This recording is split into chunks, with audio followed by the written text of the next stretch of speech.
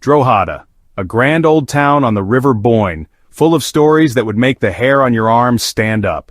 If you wander through its streets, you'll eventually find your way to St. Peter's Church, a fine-looking building altogether. It looks like any other big Catholic church in Ireland from the outside with its tall spire reaching for the heavens, but step inside and you'll find something that stops you in your tracks.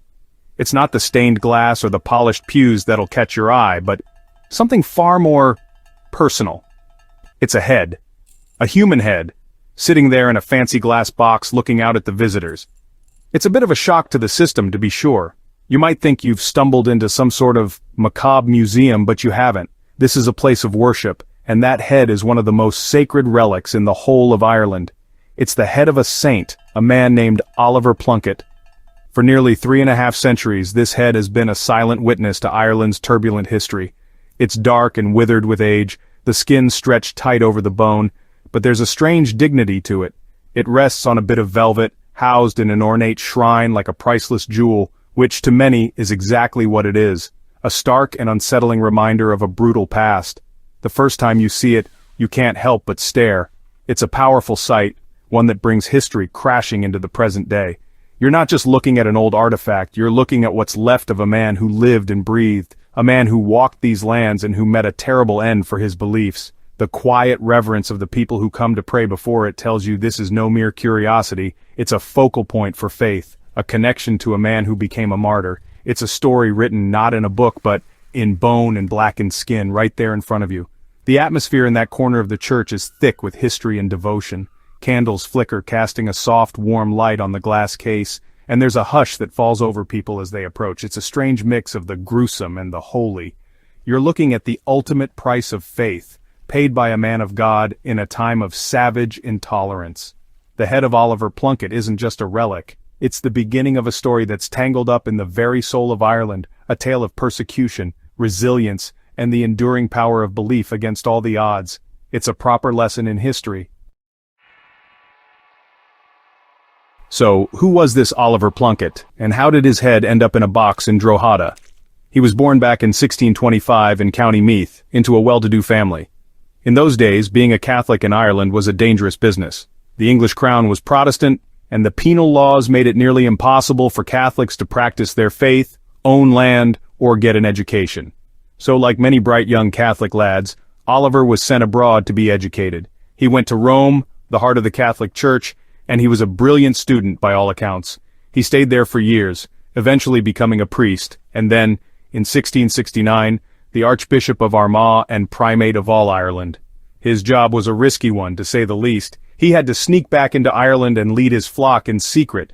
Imagine being the most important Catholic in the country when the religion itself was outlawed. He traveled the land in disguise, holding secret masses in barns and out in the open fields, confirming children and ordaining priests in hidden corners of the countryside. For a decade he managed to avoid capture, working tirelessly to rebuild the Catholic Church, which was in a desperate state. But his enemies were always watching, and the political climate was getting more treacherous by the day. The end came with something called the Popish Plot in 1678. It was a complete fabrication, a made-up conspiracy theory whipped up in England by a chancer named Titus Oates, who claimed Catholics were planning to assassinate the king. Panic spread like wildfire and anti-Catholic hysteria gripped London. Powerful men in Ireland used this panic as an excuse to get rid of Plunkett once and for all. They accused him of treason, of plotting to bring 20,000 French soldiers into Ireland to overthrow the English. It was all a load of rubbish, of course, but in that atmosphere of fear, a Catholic archbishop didn't stand a chance. He was arrested and shipped off to London for trial. The trial was a sham. The witnesses were paid liars and perjurers, men of low character who Plunkett himself had excommunicated. He wasn't allowed to bring his own witnesses from Ireland to defend himself. The verdict was a foregone conclusion. He was found guilty of high treason.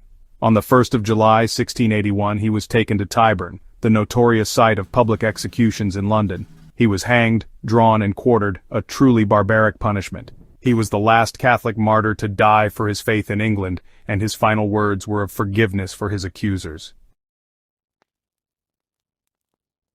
After his brutal execution, Plunkett's body was thrown onto a pyre, but his friends were determined that he wouldn't be forgotten. They managed to rescue his remains from the flames. The head was taken to Rome by one of his companions. For the next 200 years it was looked after by a succession of cardinals and religious orders, a sacred reminder of the archbishop's sacrifice. It wasn't until the late 19th century, as Catholic emancipation had taken hold, and the Church in Ireland could breathe more freely, that a campaign began to bring the head home. In 1921 it was finally returned to Ireland and given to the care of St. Peter's Church in Drogheda, a town central to his old archdiocese. For Irish Catholics, the head is far more than just a historical artifact. It's a first-class relic, the most important kind, as it's a physical part of a saint's body. Oliver Plunkett was declared a saint by the Pope in 1975, a formal recognition of his martyrdom and his holy life. For centuries people had revered him as a saint, long before it was official. His head became a powerful symbol of the suffering and persecution that Irish Catholics had endured for their faith. It represents their resilience, their refusal to abandon their beliefs even in the face of death.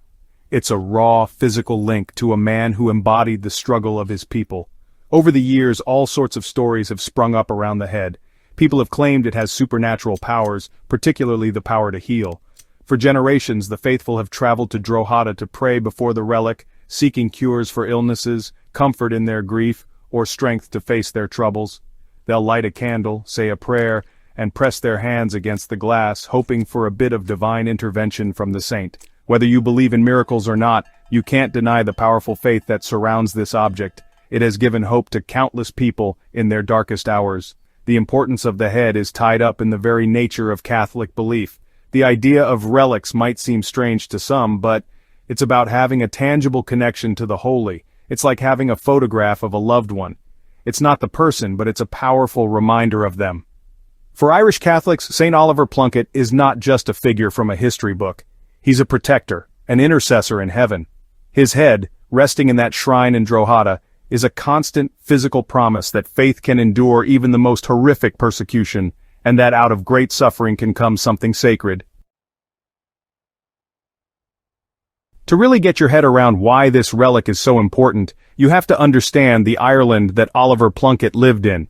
The 17th century was a time of savage religious wars.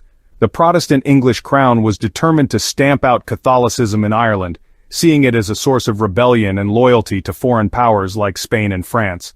This wasn't just a theological disagreement, it was about power, land, and national identity.